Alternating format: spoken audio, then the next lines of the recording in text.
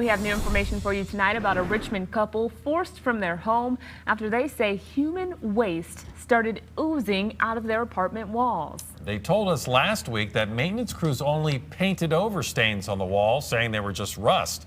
But after our story aired, the couple called in the city inspector. Our Chelsea Rarrick tells us what he found out. Chelsea? Well, Hunter Hazelman and his girlfriend were living at the Stratford Hills and Bethany Springs apartments in Richmond. They say earlier this week a code inspector came to their apartment and found several violations. You may remember Hunter Hazelman. No, it's disgusting. We recently told you his story. He's been living out of his car after he sent these photos of what he believes is feces that had dropped into his bedroom closet and onto the walls.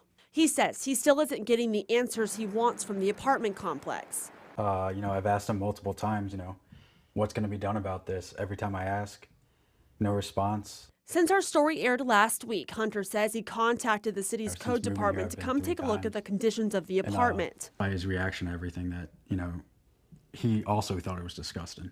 He showed us this paper, citing several code violations, such as structural members not being maintained, as well as walls and doors being damaged. The letter also stated that whatever was dripping into his home, quote, contaminated sheetrock and floor tiles, which were ordered to be replaced. We contacted the leasing office here again about Hunter's concerns. An agent told us to call the corporate office, so we did and left a voicemail, but still haven't heard back.